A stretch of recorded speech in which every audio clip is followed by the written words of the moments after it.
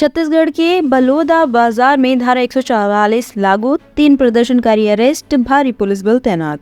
छत्तीसगढ़ के बलोदा बाजार जिले में धार्मिक स्तंभ को नुकसान पहुंचाने के विरोध में सतनामी समाज का आंदोलन सोमवार को हिंसक हो गया। इस दौरान आंदोलनकारियों ने कई वाहनों को आग के हवाले कर दिया और सरकारी कार्यालय में तोड़फोड़ भी की गई है। घटना के बाद जिला प्रशासन ने बलोदा बाजार शहर में दंड प्रक्रिया संहिता के अंतर्गत धारा 144 लागू कर दी है, जो कि 16 जून तक जारी रहेगी। इसमें चूंकि सतनामी समाज के प्रमुख जनों से मेरी बैठक 6 जून को स्वयं ही हो गई थी।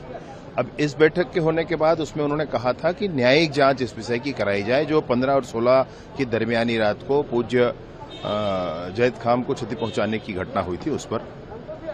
तो इस पर भी माननीय मुख्यमंत्री जी ने स्पष्ट कर दिया था कि इसकी न्यायिक जांच कराई जाएगी। उसके बाद फिर समाज के प्रमुख जनों ने भी ये कहा था कि अब इस पर कोई आगे कार्यवाही नहीं होगी, ना ही हम कोई आंदोलन करेंगे। इसलिए समाज इसमें बरी होता है, परंतु असामाजिक तत्व इसमें लगे हैं, उन्होंने गड़बड़ किया है, वो कार्यवाही तो होगी उन पर। सर, असामाजिक तत्वों का इन्वॉल्वमेंट रहा कह रहे हैं आप, काफी गाड़ियां भी जला दी गई, तो ऐसा कुछ एक्शन लिया जाएगा क्या सर? क्यों नहीं लिया जाएगा भैया? लॉ एंड ऑर्डर जो भी कानून होगा, कानून अपना काम करेगा, उसमें कोई क्या कर सकता है? उसमें कोई कुछ नहीं कर सकता।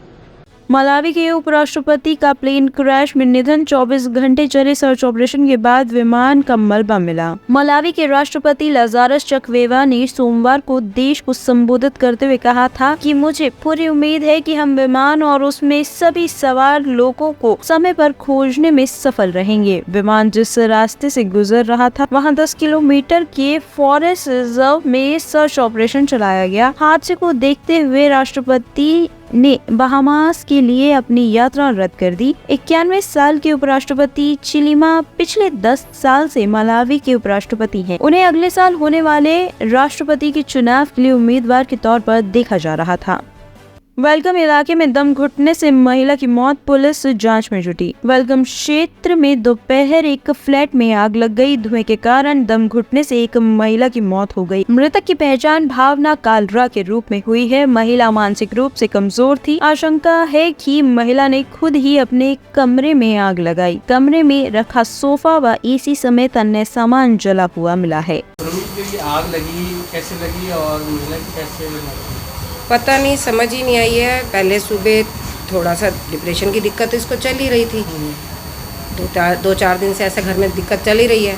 पर सुबह इसको थोड़ी सी ये दिक्कत हो गई थी कि मेरे को डॉक्टर के पास जाना है, बाहर जाना, तो उस टाइम ओपीडी बंद हो चुकी थी। तो इसके हस्बैंड ने कहा मैं शाम को ले जाऊँगा। तो बेटी से बहस हो गई।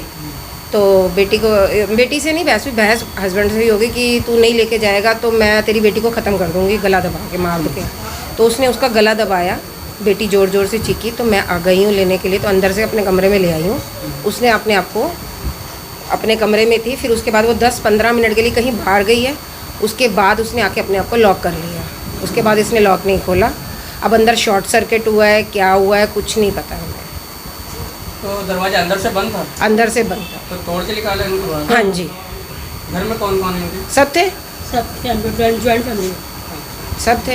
हम अपने कमरों में थे, हम उधर नहीं थे क्योंकि उसको लेके अपने कमरे में चली गई थी। खाना वाना बनाने लग गई थी, ये अपने कमरे में नाश्ता वाश्ता करने लग गई थी। क्या नाम है इनका? भावना।